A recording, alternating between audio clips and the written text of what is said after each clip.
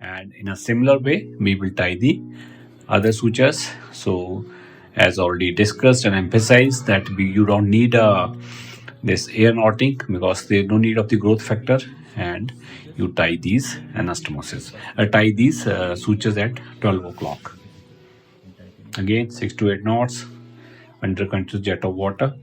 Be gentle, there should not be too much traction at these ends, and your anastomosis is complete. So you can easily complete the anastomosis in maybe 10 minutes in average size caliber vessels. Look how beautifully it has got opposed. You have taken good. Hello everyone, welcome back.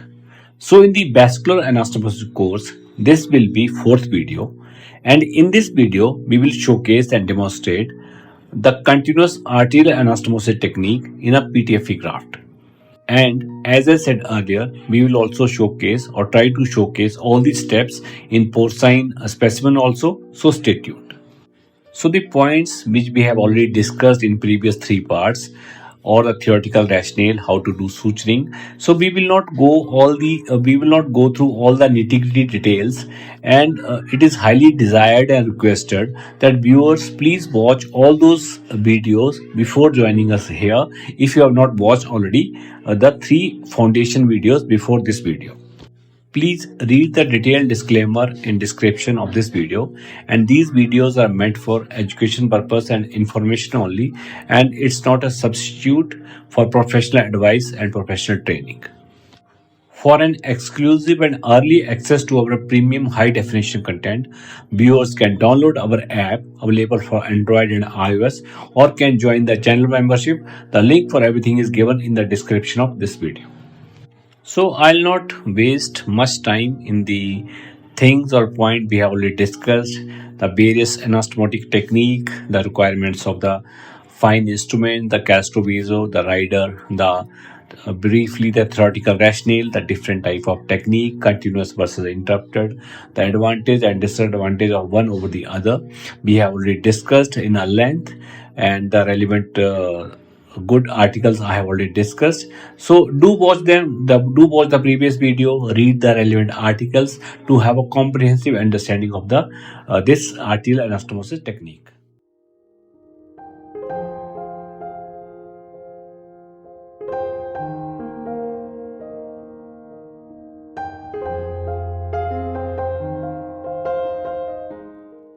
So now let's start with part 4 of this course. So as I said, in this video, we will showcase how to do the arterial anastomosis with continuous suture technique. We have modified this technique a little bit, and this may be a little bit different from the techniques you already seen or learned from your teachers, and I feel this is also one good technique, and if you like it, it may be part of your armamentarium. So we always start with the double arm suture. This is a 5-0 for the demonstration purpose, otherwise it will be 6-0 in real life, or 7-0, 8-0 depending on the caliber of vessel.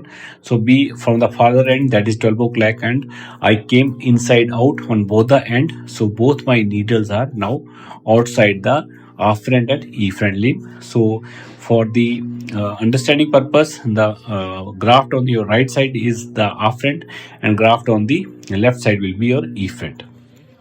So once my sutures are outside, so the graft on my right hand, if I am sewing with the right hand, is the forward hand. So I bring that needle towards the efferent and I start. So now my needle is outside from the afferent. So again I'll come outside in the efferent. Simple technique, friends, nothing peculiar. It is just a matter of understanding, and as you will practice 2-3 times, you will understand it better.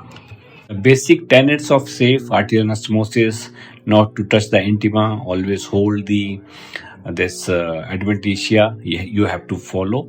So one end we have kept with the help of some kind of a rubber shot, and for this technique, as I have discussed, you need comparatively a better assistance or expert assistance, otherwise these can get intermingled, and that is only one of the disadvantages, that If you have a problem in one bite or there is a knotting, then you have to take the whole suturing sequence, you have to repeat. So one end here, somebody has to keep the other end under little bit tension, and I keep going inside out from the afferent and outside in the efferent. Afferent I am going inside out, and efferent I am going outside in. So this inside out and outside in, this sequence you have to repeat and you have to understand, so that you can do a effective arterial anastomosis. If somebody keeps the loop under little bit tension, then there are lesser chance of entanglement, as I am doing it here alone. So otherwise you have to tell one of your assistant or junior resident to keep the other end under little bit tension, so that you can do it easily. So the benefit here is that you are taking all the sutures in a speedy manner. All the sutures are under vision, and you can complete this anastomosis comparatively in a lesser time, where the time is essence like this threatened limb, or you want to reduce the warm ischemia time. So then this technique is more helpful, and again you are not tying the knots after every sutures, and so the difficulty of tying the knot in the posterior wall, it is saved. But again, it has to be healthy wall, because as I discussed in the theoretical part, if you fail at one point, the whole suture line may fail, and then you may have to do the whole anastomosis again. So this is a real-time video. I'm repeating the sequence. So inside out, outside in.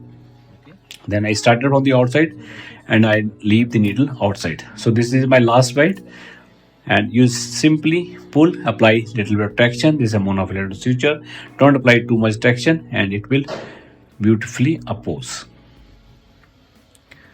So we have modified this technique to avoid the bursting effect. So you can here see that we have taken more bites in compared with lesser time. There's a good basically apposition. So what are the benefits of this technique?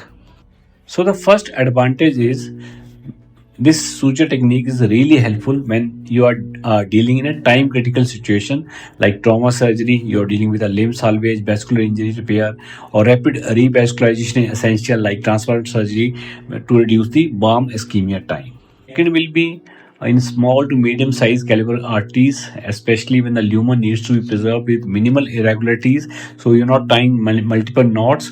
So it provides smooth intimal approximation, lowering turbulence and a risk of thrombosis. Third advantage or the benefit of this technique is, while you are dealing with the synthetic grafts like PTFE or Dacron, the continuous suture provides better seal against bleeding compared to the interrupter suture. So it achieves better lumen to lumen apposition while you using the synthetic graft. Again, basically it avoids any kind of any stepping because of the multiple interrupted bites. So especially useful in high flow vessels like carotid, renal, or ilex, and prevents stepwise gaps that may occur with the interrupted suture, and there is the uniform tension along the anastomosis. And once you master this technique, you will realize that it is comparatively easy. You are not forced to tie the knots in dark, and technically once you start running, it is simple: inside out, outside in, inside out, outside in sequence. So comparatively easier to follow. What are the cautions, and what are the situation when this suture technique is to be avoided? When you're dealing the fragile or diseased arteries, atherosclerotic vessels, where it can break or give through, inflamed.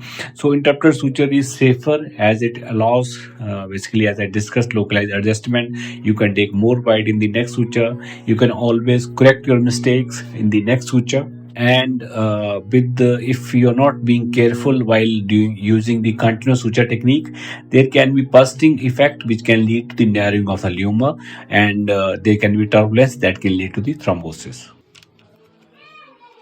Points: that clearing the adventitia 3 to 4 mm, holding the vessel gently, and you have to practice more, keep practicing, sweat more in peace, and so that you have better outcome.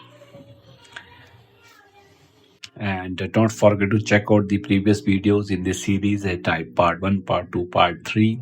And the whole series is available as a course on our app and also on our YouTube under the premium membership. So, viewers are requested to check out those links to have an exclusive and early access to our premium high definition content. So with that, friends, we have reached the end of these videos. I'm sharing some of these basically thumbnails of the previous videos. Viewers are encouraged to check them all. I feel they can be a good addition to your knowledge. So thank you very much, friends. I hope we were able to add some new insight to your knowledge. Thank you very much. Happy learning.